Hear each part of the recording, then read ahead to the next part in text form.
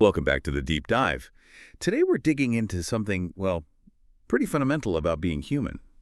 It turns out we are consistently, maybe even predictably, not very good at knowing what's actually going to make us happy down the road. Yeah, it's quite a humbling idea, isn't it? We sort of operate thinking we've got a good handle on ourselves, our desires, enough to map out this, perfect future. Right, the perfect job, the dream relationship, hitting that big milestone. Exactly. But then, time and again, when we finally get there, that deep, lasting satisfaction we predicted, psychologists actually call it the affective forecast. It often doesn't quite show up as expected, or at least not for long. Affective forecasting error is the term, right? And it feels like such a huge drain, all this time and energy spent chasing a future state that turns out we get based on kind of faulty data about our own feelings. Mm-hmm. So let's really get into this. Why does this happen? Why are we so easily fooled by the promise of what's next? Well, the research we're looking at suggests it boils down to a fundamental misunderstanding of what actually motivates us. We think we want the outcome, the big goal achieved. Like the promotion or the house? Precisely. But behavioral science points elsewhere. It suggests desire is really linked to craving a change in our internal state. A change in feeling. Exactly. Think about it. Someone doesn't actually crave the complex physical act of smoking a cigarette. What they crave is the feeling of relief from that tension, that urge they felt just moments before. Okay. So the craving isn't for the thing itself, but for the feeling it provides. Right. We're not really motivated by the destination itself, but by the craving for the feeling we imagine that arrival will give us. So applying that to big life stuff, we're not really chasing, say, the perfect retirement. We're chasing the feeling we think comes with it, like total relief or security or validation. That's the idea. The big goal is just the vehicle we've chosen to hopefully deliver that internal emotional shift we're after. And if we pick the wrong vehicle? Then the happiness prediction falls flat. So our mission here today is really about shifting away from this whole chasing the destination mindset. Okay. We need to understand the psychological traps, the pitfalls that mess up our predictions, things like how we rationalize our choices after the fact, or the problems with always seeking perfection. Oh, man. What's the alternative? And crucially, we want to offer some tools drawn right from these psychological ideas to help you find real value, build better systems day to day, and really anchor your contentment in the life you have now, right here, in your present reality. Okay, let's dive into those mechanics. How does our mind trick us after we've made a choice? It sounds like we're wired to convince ourselves we did the right thing, even if we didn't. That's a great place to start. This goes back to Leon Festinger and his concept of cognitive dissonance. Right, cognitive dissonance. I've heard of that. The core idea is actually quite simple, but really powerful. We humans have this deep-seated need for consistency. We want our beliefs, our opinions, our actions, we want them all to line up. Makes sense. It feels bad when they don't. Exactly. That inconsistency, like knowing you should eat healthy, but you just demolished a huge piece of cake that creates cognitive dissonance, it's a state of psychological discomfort, and our mind immediately wants to reduce it. It's almost like an internal alarm goes off. Warning, inconsistency detected, must resolve. Pretty much. And it's fascinating how fast the mind jumps into action to protect us from feeling regret or, feeling foolish. Say you make a big, non-refundable decision, like buying a house after a really quick search. Okay. And then the very next day, you see a listing for what looks like a perfect house, and it's cheaper. Your mind doesn't just go, oops, made a mistake. No, it goes into damage control mode. Right. That's post-decision dissonance reduction kicking in. To lessen that awful feeling of having chosen badly, you'll automatically start highlighting the positives of the house you did buy. Oh, but this one has such unique charm, and the location, you just can't beat it. Exactly. And at the same time, you'll start downplaying the positives of the one you didn't buy. Oh, the cheaper one. Probably has hidden foundation problems.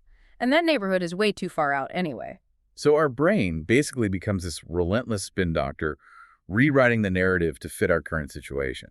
It's editing the facts, essentially, to make our past choices feel justified, rational, and ultimately like they did make us happy, even if, objectively, they maybe didn't deliver what we expected. And you can actually see this in behavior, right? Like what people read after they buy something. Absolutely. Festinger's early studies showed exactly that. People who just bought a new car, for example, were much more likely to actively seek out and read advertisements that praised their specific car model. Looking for confirmation. Yes, confirmation. They weren't looking at comparisons with the cars they didn't choose. They were mentally gathering evidence.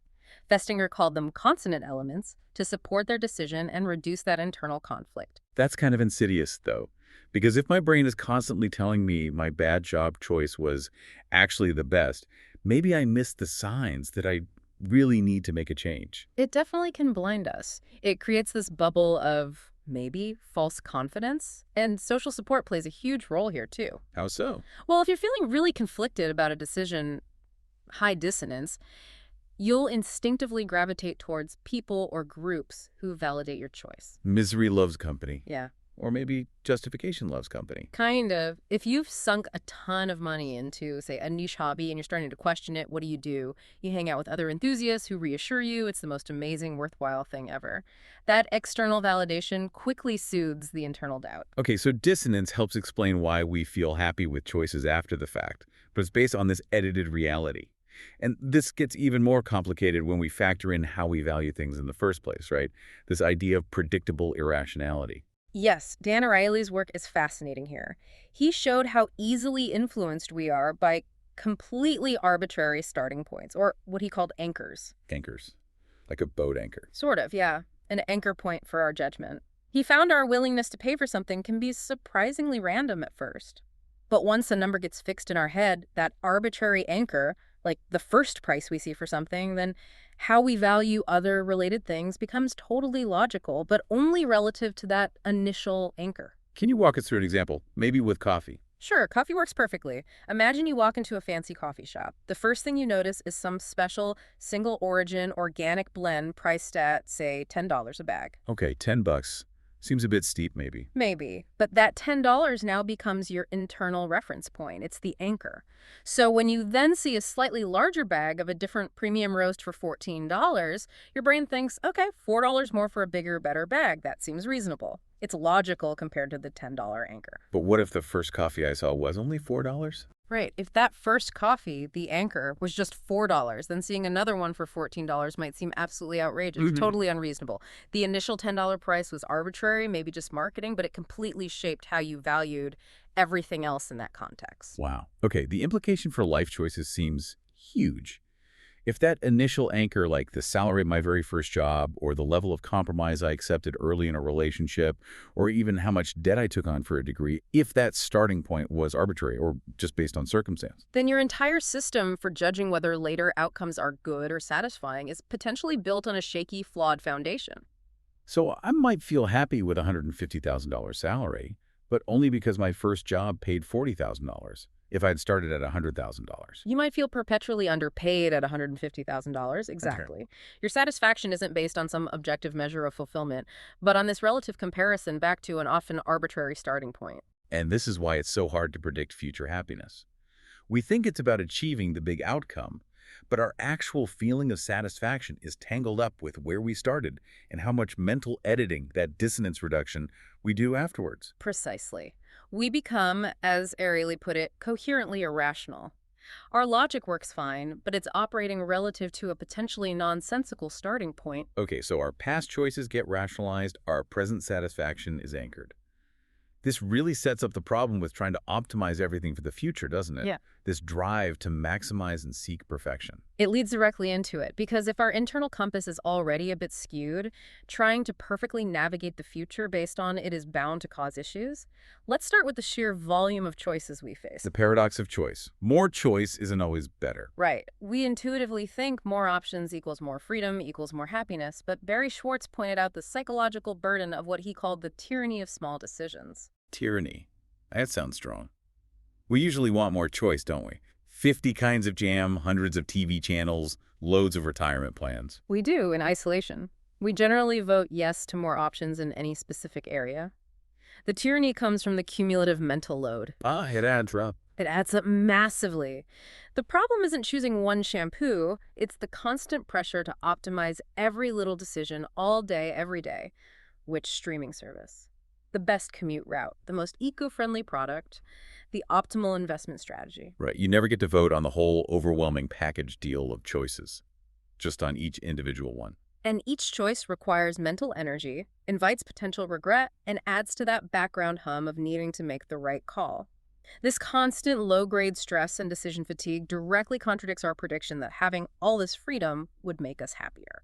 And every choice made is another one we potentially have to rationalize later, using that dissonance reduction we talked about. It feeds back into itself. Exactly. And this whole process gets dialed up to 11 if you happen to be what researchers call a maximizer. Okay, let's contrast that. Maximizers versus satisficers, was it? That's right. Maximizers are driven to find the absolute, objectively best possible option out there. They need to know they didn't miss out on something better. Satisficers, on the other hand, have a set of criteria, and they choose the first option that meets those criteria, something that's good enough. Logically, you'd think the maximizer ends up better off. They get the best deal, the best product. They might get a slightly better outcome on paper sometimes. Maybe they find a car for $500 less after searching for months. But, and this is crucial, maximizing is consistently linked to lower levels of happiness and well-being. Why? What's the catch? The catch is regret. Maximizers are far, far more prone to buyer's remorse and counterfactual thinking. The what-ifs and if-onlys. Constantly, their internal monologue is full of them. If only I'd read one more review. If only I'd checked that other store. If only I'd waited for the next model year. They mentally cling to all the alternatives they rejected. So they never fully enjoy what they actually chose. It's much harder for them. That constant comparison, that lingering sense of potential opportunity cost, it eats away at the satisfaction of the choice they made. Even a objectively good choice can feel slightly disappointing because it wasn't perfect or because some imagined alternative looms large. Whereas the satisficer, who just said, yep, this meets my needs, done, they can actually enjoy it now because they've mentally let go of all those other possibilities. Precisely. They aren't burdened by the ghost of the might have been better. They find contentment in the good enough right now. The maximizer's relentless comparison is a joy killer. And this pursuit of the absolute best, the perfect choice, feels very related to perfectionism itself. It absolutely is. Perfectionism is perhaps the ultimate roadblock to finding joy in the present moment, but we need to be careful how we define it. Right. It's often confused with just, having high standards or striving for excellence. But there's a critical difference in the underlying motivation. Healthy striving, aiming for excellence, is usually self-focused. It's about, how can I get better at this? How can I master this challenge? Okay, internal motivation. Yes. Perfectionism, on the other hand, tends to be intensely other-focused. The driving questions are, what will they think? Will people approve? Will I be rejected if this isn't flawless? So it's driven by fear of judgment. A deep, often crippling fear of failure, and especially the fear of disappointing others. Self-worth gets entirely tangled up with achieving a flawless outcome, not for personal satisfaction, but for external validation. And if your self-worth is constantly on the line like that, it must make it really hard to actually do anything, this life paralysis idea. That's exactly the consequence. If success demands absolute perfection to satisfy some imagined critical audience, then taking any risk, starting anything new, becomes terrifying. So you don't start the business, you don't submit the creative work, maybe you don't commit to a relationship because nobody's perfect. Right. You end up waiting for this mythical, risk-free, perfect opportunity that, of course, never arrives. You're so busy trying to construct this flawless future self for others that you completely miss out on engaging with and finding joy in the actual process of living and building your life today. The chase for future perfection actively sabotages present contentment. Okay, so if chasing that perfect future destination is basically a psychological setup for failure, what's the alternative? It has to be about refocusing on the here and now, right, on the process. Exactly. It requires a pretty radical shift in perspective, moving away from thinking about static goals and towards focusing on dynamic, repeatable systems. Systems, not goals. What's the key difference there? Think of a goal as a finish line you cross once. You win the championship, you publish the book, you lose the weight. What happens after? Often people revert back. Success, viewed through a systems lens, isn't a one-time event. It's an endless process of refinement. It's the system you follow day in, day out. So if bad habits keep repeating, it's usually not the person, it's the system they're operating within. That's a core idea from atomic habits thinking. If you want to stop chasing some elusive future state, you have to start improving your daily processes, your systems. And a big part of building a better system seems to be about changing how you see yourself, this idea of identity reinforcement. Yes. This is crucial because it provides the immediate reward that long-term goals lack. It shifts the focus from what I want to achieve to who I want to become. So it's not about doing the habit, but about casting a vote for the kind of person you want to be. Precisely. Let's unpack that. If your goal is be a writer, the traditional approach is overwhelming. I need to write a novel. The identity-based system approach is, what does a writer do? They write. So the system is maybe writing just 500 words or even one paragraph today. And that small action. That small action, that one push-up, reading one page, showing up at the gym even for 5 minutes, it acts as a tangible, immediate vote confirming your identity. I am the type of person who reads. I am the type of person who exercises. I am the type of person who writes. Ah, so the reward isn't some distant future achievement. It's the immediate validation of, I did the thing that aligns with who I want to be. It short-circuits the need for delayed gratification. Exactly. You get that little hit of self-affirmation right away. And this means you need to design your environment, your system, to make casting those identity votes as easy as possible. Like laying out your gym clothes the night before. Yes, or putting the book you want to read on your pillow, not hidden away. Lower the friction. Make the vote easy to cast, requiring minimal willpower. The focus is on becoming, which happens right now, not achieving, which is off in the future. This focus on the quality of the present experience in designing systems, it connects really well to the idea of flow, doesn't it? Finding that optimal experience through total immersion. Absolutely. Flow, as Mihaly described it, isn't just spacing out. It's a very specific state of high focus. Where you kind of lose track of time. Yes. Action and awareness merge. Self-consciousness disappears, yet paradoxically, you feel completely in control and absorbed in the activity itself. It's inherently rewarding, separate from any external outcome. It sounds amazing, but maybe only for, like, elite athletes or musicians? Yeah. Can regular people access this in everyday life? That's the beauty of it, yes. You can find flow in almost any activity, even mundane ones like washing dishes or organizing files. If you structure the activity correctly, there are specific steps. Okay, what are they? How do you build a system for flow? First, you need a clear overall goal for the activity, broken down into achievable sub-goals. You need to know what you're aiming for, moment by moment. Makes sense. You need a target. Second, you need clear and immediate feedback on your progress. How are you doing? Are you getting closer to the sub-goal? This feedback keeps you engaged. Okay, feedback loop. Got it. Third, you have to maintain concentration and keep making finer distinctions within the challenge. You can't just go on autopilot. You need to be actively noticing nuances, looking for small improvements. So, paying close attention. Very close attention. Fourth, and this is key, there needs to be a balance between the challenge of the activity and your skill level. The tightrope walk. Exactly. If the challenge is too high for your skills, you feel anxiety. If your skills far exceed the challenge, you feel boredom. Flow happens right there on that edge where challenge and skill meet. And lastly, as your skills improve, you need to keep raising the stakes. Increase the challenge consciously to avoid boredom and stay in that flow channel. It's about constantly seeking that slight stretch. it sounds like a system for making anything potentially engaging and rewarding right now. It is, but there's an important clarification connecting back to identity. Losing yourself in flow is positive, but Csikszentmihalyi warns about the difference between this and just losing yourself in a crowd. What's the distinction? True optimal experience, the beneficial kind of flow, requires having a strongly differentiated or well-defined sense of self before you surrender to the activity.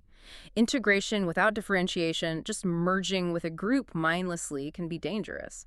Think mob mentality. Ah, okay. So you need a solid sense of self to safely lose yourself temporarily in a focused activity. Precisely. That stable self is built in part by those consistent identity votes we talked about earlier. All right, so we have systems, identity, flow. These are ways to build contentment through present action. But life isn't always smooth. What about when things get difficult? What's the internal toolkit we need for resilience? This brings us to the crucial internal architecture. And the first pillar, arguably, is self-compassion. Being kind to yourself when you mess up or face hardship. Yes, but it's more structured than just being nice. It has 3 core parts. First, mindfulness, just noticing your pain without judgment, not ignoring it, but also not getting totally swept away by it. Okay, balanced awareness. Second, common humanity. This is huge. Recognizing that suffering, failure, imperfection, these are part of the shared human experience. It's not just you being flawed. Everyone struggles. This breaks that feeling of isolation. That feeling of why me? Exactly. And third, self-kindness. actively treating yourself with the same warmth, care, and understanding you'd offer a good friend who is suffering. And this isn't just a nice psychological idea, right? It has measurable physical effects. Absolutely. This is why it's such a powerful internal resource. Self-compassion literally changes your physiology. It helps deactivate the threat defense system, the fight-or-flight response driven by the sympathetic nervous system. Okay, calms you down. It calms you down and activates the body's care system, which is linked to the parasympathetic nervous system, the rest and digest system. Studies show people practicing self-compassion have lower levels of cortisol, the stress hormone, Wow. and they also show increased heart rate variability, or HRV, which is a key marker of being in a more relaxed, flexible, resilient physiological state. Basically, you're biologically signaling safety to yourself. Feeling safe internally. That Yeah. sounds foundational. This connects to some deeper psychological ideas about our core sense of self, doesn't it? Like feelings of inferiority. It does. Thinkers like Alfred Adler and later Thomas Harris in transactional analysis pointed to these fundamental feelings of inferiority, or what Harris called the universal "I'm not okay" position of early childhood, as being at the root of a lot of human striving and struggle. The idea that deep down we start off feeling small and incapable compared to the big okay adults around us. Right. And Adler believed that much of our life is spent trying to overcome or compensate for this feeling. Harris suggested that acknowledging this not okay child within us isn't about wallowing, but it's a crucial first step toward more objective self-understanding. It allows us to look at our behaviors and flaws with less shame and more, well, compassionate curiosity. Which ties into finding meaning even in difficulty, like Viktor Frankl talked about.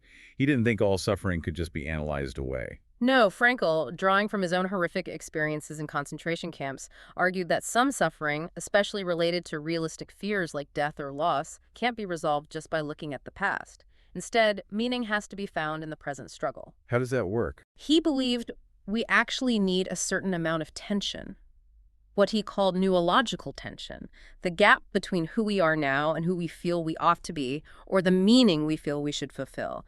This tension motivates us to examine our lives. So struggle isn't just something to eliminate.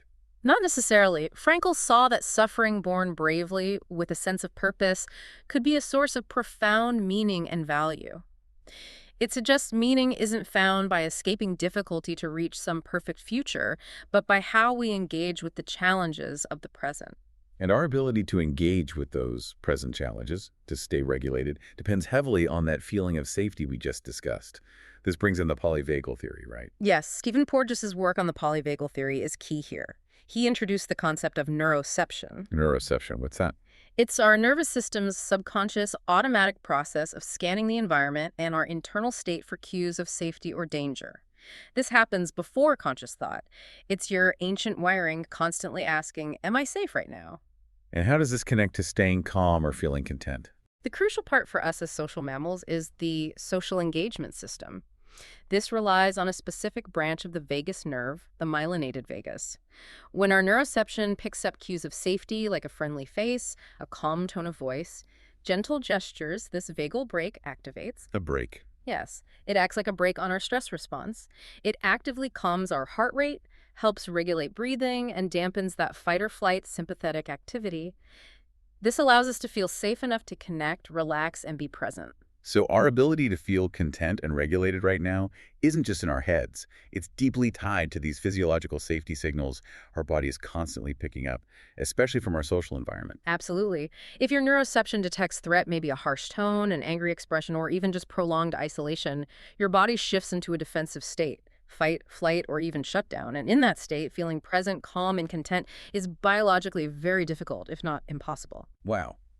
So contentment is really this embodied state, deeply linked to feeling safe, both internally through things like self-compassion and externally through our connections and environment. Precisely. It's not just a mental attitude. It's a physiological state that needs the right internal and external conditions to flourish. Okay, let's try to pull all these threads together. This has been a really insightful deep dive. We started with this core problem. We're just not good at predicting what will make us happy in the future. Right. Our effective forecasting is often way off, largely due to these built-in psychological mechanisms like cognitive dissonance, where we rewrite the past to justify our choices, and arbitrary anchoring, where our sense of value gets fixed early on, often randomly. And we saw how trying to overcome this by maximizing every choice or chasing perfection actually backfires, leading to more regret, anxiety, and that feeling of life paralysis. Hmm. So the shift, the solution that emerges from all this research, is to turn away from chasing that illusory perfect future. And focus instead on the present. Yes. Focus on building robust systems for daily action, reinforcing the identity you want through small, consistent votes, finding engagement and flow in present activities, and cultivating that crucial internal architecture. That architecture of resilience, self-compassion to handle setbacks, acknowledging our inherent struggles with common humanity, finding meaning even in difficulty, and understanding our deep physiological need for safety via neuroception. Exactly. Optimal living seems to be about integrating this self-awareness with ongoing intentional action in the here and now. The real reward isn't hitting some future target, it's the process itself, the change in internal state, and the person you are actively becoming through your daily systems. It's about skillfully navigating the imperfect reality we actually have, rather than pinning all our hopes on a fantasy future. Well put. The journey built from these small iterative steps and systems holds far more potential for contentment than the often arbitrary destination we might have initially aimed for. So as we wrap up, we usually leave our listeners with a final provocative thought. And this one seems particularly relevant, tying back to freedom and structure. Yes. Our modern culture often equates happiness with maximum freedom. The fewer constraints, obligations, or commitments, the better, right? Unfettered choice. That's definitely the prevailing idea. More freedom equals more happiness. So, there's a fascinating challenge to this from classic sociology. Emil Durkheim, studying suicide rates across different societies way back, found something quite startling. What did he find? He found that people living in conditions with fewer social constraints, fewer bonds, fewer clear obligations, what he called a state of anomie or normlessness, were actually more likely to commit suicide. Wow, that's the complete opposite of what you'd expect. Less constraint led to more despair. That was his conclusion. He argued that people fundamentally need certain constraints, obligations, and strong social ties. Things like community involvement, family duties, meaningful work, shared rituals. These provide essential structure and meaning to life. So absolute freedom, total lack of obligation, can actually lead to a kind of existential drift, a feeling of meaninglessness. That's the implication. When anything is possible and nothing is required, it can become difficult to know what's worth doing, what matters. The lack of structure can be paralyzing in its own way. So the final thought for you, the listener, is this. If contentment and a meaningful life are what you're truly after, maybe stop focusing only on shedding constraints and chasing some future undefined freedom. Instead, ask yourself, which meaningful constraints, which positive obligations, commitments, habits, community roles, or structures might you need to consciously adopt right now? What anchors do you need to build into your present life to give it the structure and meaning that fosters true, grounded contentment?